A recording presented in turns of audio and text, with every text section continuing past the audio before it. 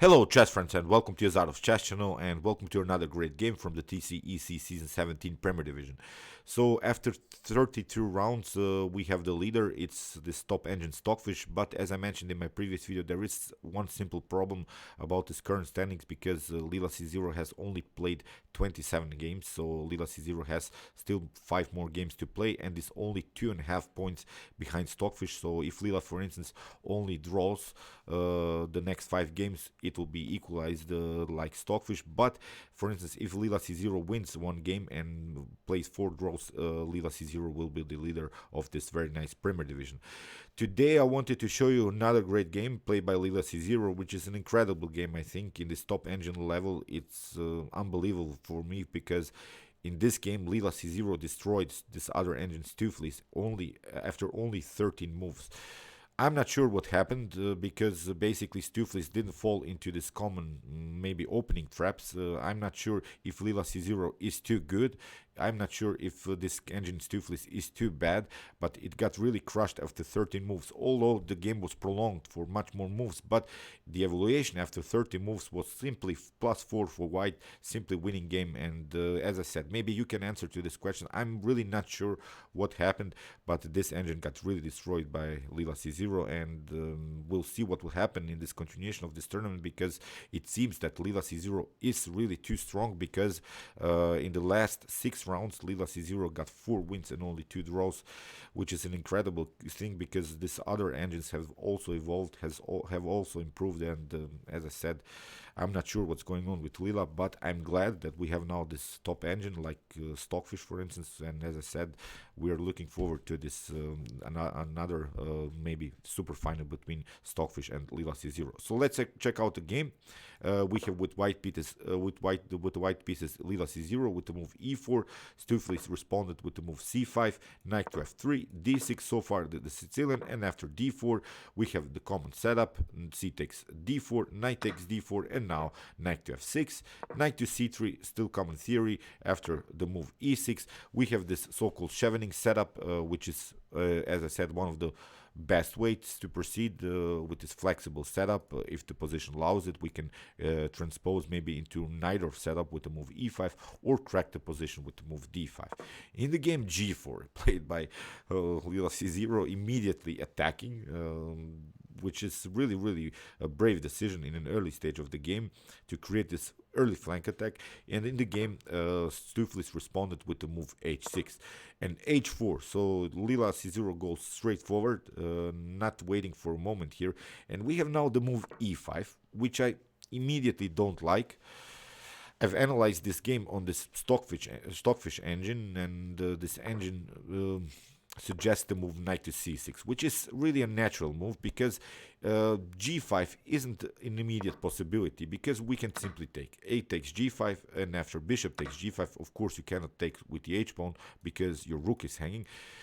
Although white is on the attack, but these pawns, they were of course on g4 and h4. They're not connected anymore. We don't have any more the pawn storm on the king side, and basically white would be forced maybe to go queen to d2 and queen side castling. But still, we haven't lost anything. I think in black's position, we haven't weakened our pawn structure too much. Our pawn structure is perfectly fine. Even in this position, it's possible to stay with the king in the center. We don't have to castle here from black's perspective into white's attack. So here it's even a possibility to stay with the king in the center because this flexible pawn structure, as I said, this e6 d6 pawn structure allows you to stay with this in the center, because e5 pawn breakthroughs are not so possible anymore because this this square is very well protected. So as I said, maybe here knight to c6 seems like a logical idea, but here e5 was played by Stoofvlees. It kicks away, of course, the knight, but leaves also this weakness on d5 and also the weakness on d6. And the main difference, this is now sort of a neither setup, that now the knight has the opportunity to jump on this very active square on f5. And if you take this knight on f5, which seems also like a logical idea, but it's really a bad decision because after g takes f5, we have the opportunity, if the position allows it, to really occupy this d5 weakness this would be, I think, too much to handle. We have even the possibility to play something like bishop to e3, and rook to g1 is also a possibility. So there are now too many weaknesses, I think, in black's position. This d6 weakness, d5 weakness, g7 weakness. Still, of course, we're continuing the game with the bishop pair in a dynamic position, so I think this would be too much to handle for black. So that's why in this game, in this particular variation, Stoofvlees didn't take out the knight, played here simply knight to c6, but it comes a little bit too late, I think. Here Leela C Zero simply played knight to e3, getting the knight back and protecting also the pawn on g4, which is again important to push the pawn on g5, and now finally crack the position. Here in the game, bishop to e7 was played. We have bishop to d3, of course a developing move with preparations, maybe play bishop to d2, queen to e2, and then queenside castling, going into this opposite side attack games like in usual Sicilian games. And again, this slight inaccuracy, knight to h7 again, which seems like a good move, but it's a little bit too defensive. Of course, we're attacking here this h4 pawn, but again, knight to d4 seems really like a better move, because now you're forcing white to do something. G5 immediately doesn't work because of the same idea.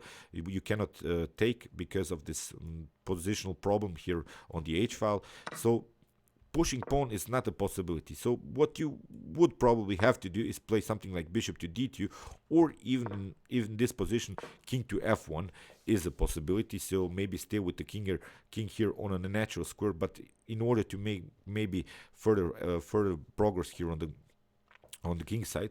But still, after this move knight to d4, I think black has some counterplays with some a6 b5 moves. Now this knight would be really endangered on c3, and if you, for instance, play something like bishop to d2, queen to e2, and queenside castling, black would really be fast on the attack with some a6 b5 pawn breakthrough possibility. So as I said, maybe knight to d4 a better decision, but here knight to h7, aiming here this h4 pawn, and here Leela C Zero played immediately g5, sacrificing the pawn for the initiative. After h takes g5, h takes g5 was played, and here is this move. We are in move 12, and here Stoofvlees, I think, makes the main mistake, plays the move bishop to e6. So I think it's possible to take out the pawn here immediately, because after something like, I don't know, knight to d5, we can simply play bishop to h6. And I think, although white has the initiative, white has the better activity with the pieces, at least we have solved some tactical problems here with the move bishop to h6.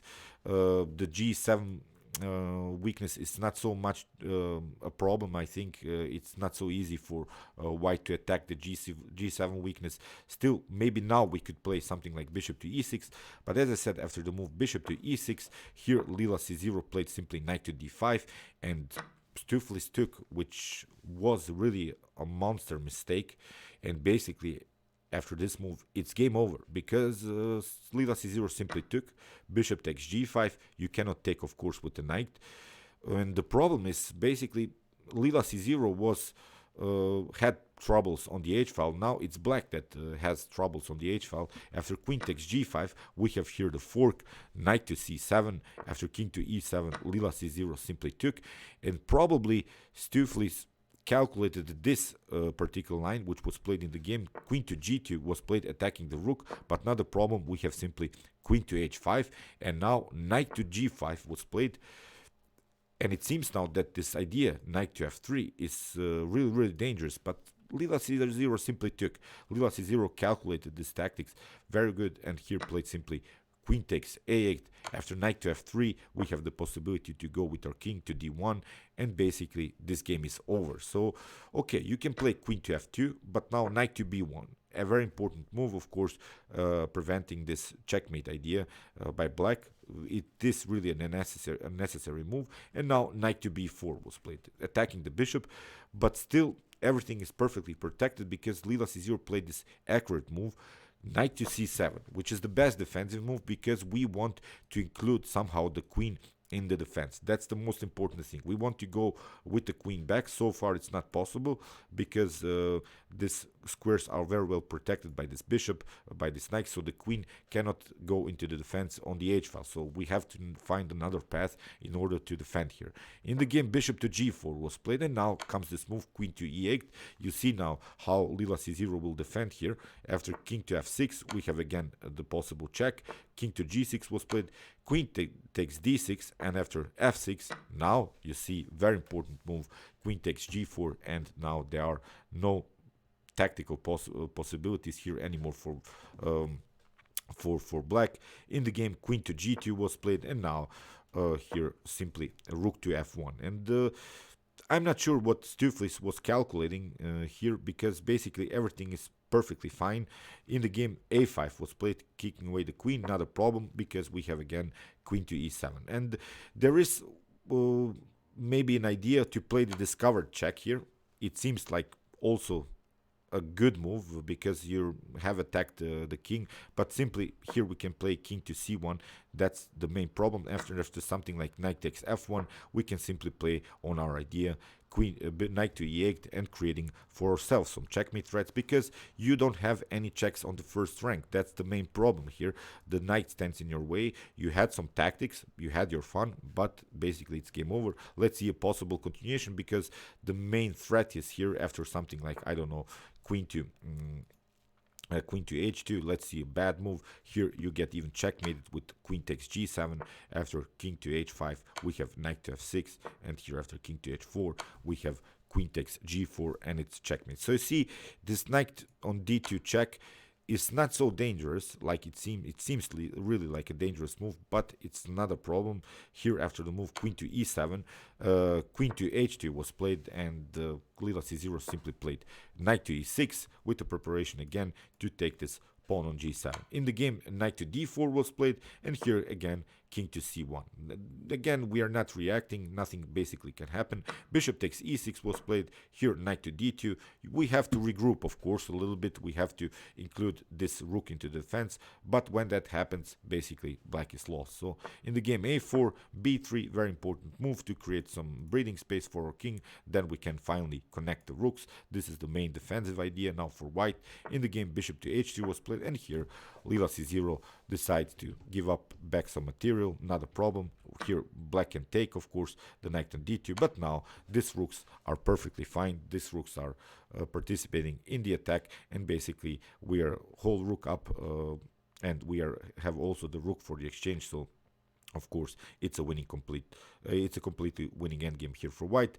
I'm not seeing a good line now how black should continue to attack. Basically it's white that's on the attack. After bishop to g2, we have rook to d1 attacking the queen, queen to f2, and now rook to g2, simplifying the position, which is a good thing, I think. Here we are again continuing the game with one piece up. Simply b takes a4, here queen to g4, not a problem, rook to c1, and here queen to g2 was played, queen takes b7, not a problem, and here after queen to d2, basically it's game over, because now finally this check is possible on g1. King to h5 was played, queen takes g7, queen to b4, not a problem. You have some checks, you had your fun, but in the next move after knight to f3, we have queen to h7, and it was checkmate. I'm not sure really what happened here. Let's go back. Here this was the critical moment of the game. Here this bishop to e6 idea, taking the pawn. You saw that Stoofvlees had the opportunity in the earlier stage of the game to take out the pawn and then maybe hide and defend with our bishop on h6, but now after this move bishop takes g5, queen takes g5, it was game over with this fork idea, knight to c7, and followed with queen to h5. As I said, I'm not sure what happened. Is it that Leela C Zero is too strong? Are these other engines too weak? I'm not sure. Maybe you can answer these questions. I was really fascinated when I saw this game, that basically a top engine was lost after 13 moves. Incredible thing. Okay, I hope you enjoyed this game. Meanwhile, you can watch my other commentary chess games played by computers with some more Alpha Zero, Leela Zero, Stockfish games, and many, many more. And you can also watch my best chess games of all time if you want to see the best chess games that have been ever played in chess history. See you soon with some more videos, and chess is the best, of course.